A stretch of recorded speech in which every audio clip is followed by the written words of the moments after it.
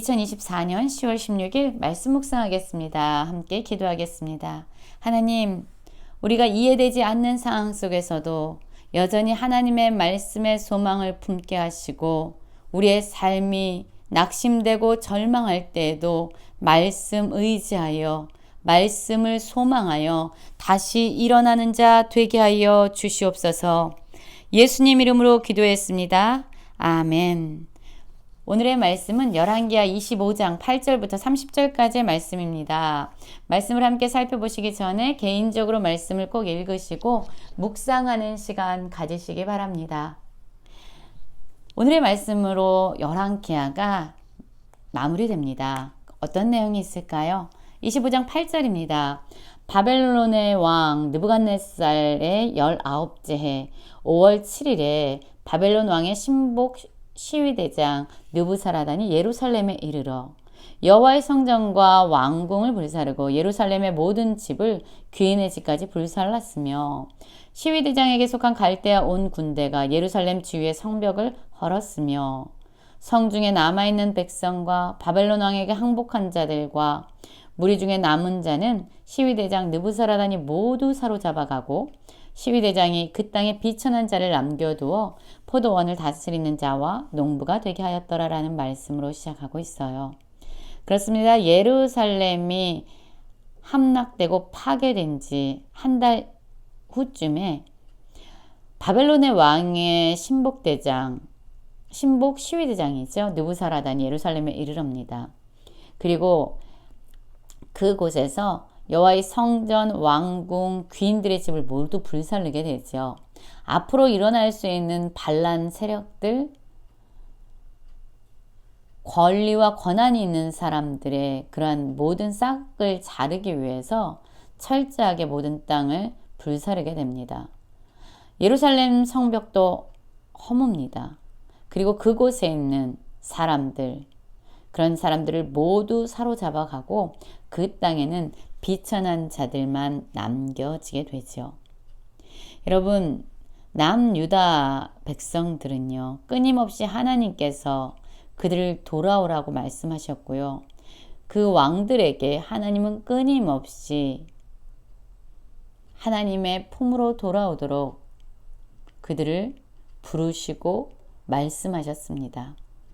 그럼에도 불구하고 그들은 끝내 하나님의 말씀을 거역했지요. 하나님의 말씀을 거절한 자들, 하나님을 외면한 자들의 결국은 무엇입니까? 무너지고 황폐하게 되고 또 사로잡힘을 당하고 그리고 그들의 모든 것이 빈털터리가 된다는 거예요. 그것뿐만이 아닙니다. 여호와의 성전이 철저하게 유린되어지고 그곳에 있는 모든 것들을 다 바벨론 땅으로 빼앗기게 되고 가져가게 됩니다. 13절부터 보면은요, 갈대아 사람이 또 여호와의 성전 두 놋기둥과 야긴과 보아스죠. 받침들과 여호와의 성전의 녹바다를 깨트려서 그 놋을 바벨론으로 가져갔다라고 말하고 있어요. 또한 많은 기구들을요, 다 가져갔습니다. 그리고 그릇, 주발, 금으로 만든 것, 은으로 만든 것 할 것 없이 또한 모두 가져갔습니다. 그들이 가져간 거는 그 무게를 헤아릴 수 없을 정도였다라고 말씀하고 있어요. 가져가고 다 가져가고 모두 가져가게 됩니다.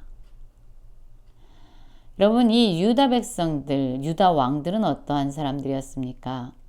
하나님을 의지하고 그 말씀에 순종하며 살아가면 그들의 삶은 형통하게 되고 하나님이 주신 모든 은혜와 부요함을 풍성하게 누릴 수 있었음에도 불구하고 그들이 하나님을 거부하고 우상을 숭배하면서 스스로의 욕심과 탐욕을 쫓아 살아간 결과 그들이 가지고 있는 모든 것까지 다 빼앗기고 모두 빼앗기는 형편이 되었던 겁니다. 여호와의 성전에 있는 모든 것들을 다 빼앗겼습니다. 또한 18절부터 보면은요. 사람들도 사로잡힘을 당하게 됩니다. 18절부터 봅니다. 시위대장이 대제사장 스랴야와 부제사장 스바냐와 성전 문지기 세 사람을 사로잡고 또 성중의 사람을 사로잡았으니 곧 군사를 거느린 네시안 사람과 또 성중에서 만난 바 왕의 시종 5사람과 백성을 징집하는 장관의 서기관 1사람과 성중에서 만난 바 백성 60명이라 라고 말하고 있습니다. 그렇습니다. 종교적이든 또한 왕궁에 있는 정치적인 지도자든 또한 어떤 군사력을 가지고 있는 사람이든 그러한 힘있고 유능한 사람들을 다 사로잡아 갑니다. 그래서 앞으로 어떤 반란도 일어나지 못하도록 이들은 지금 철저하게 유다 백성들을 사로잡아 가고 있는 거예요. 사로잡혀서 어떤 일을 당하게 됩니까? 그들이 림나 바벨론 왕에게 나아가자 바벨론 왕은 하마 땅 림나에서 그들을 다 쳐 죽이게 됩니다. 여러분 끔찍한 일들이요. 이들의 지금 삶 가운데서 이들의 나라 가운데서 벌어지고 있는 거죠. 다 빼앗기고 다 사로잡혀서 죽임을 당하고 또한 그 땅은 불살라지고 황폐하게 된 겁니다. 그리고 이 바벨론 왕은요. 이 곧 남유다 땅을 다스리기 위해서 사반의 손자 아이감의 아들 그달랴를 그곳을 관할하는 그러한 권위를 주게 됩니다. 바벨론 왕이 그달랴를 지도자로 삼은 거죠. 그러자 느다냐의 아들 이스마엘과 가랴의 아들 요하난과 느도바의 아들 단후벳의 아들 스랴야와 마아가 사람의 아들 아하사니아와 그를 따르는 사람이 모두 미스바로 가서 그달랴에게 나아가게 됩니다. 이제 남유다의 지도자로 세워졌기 때문에 나온 거죠.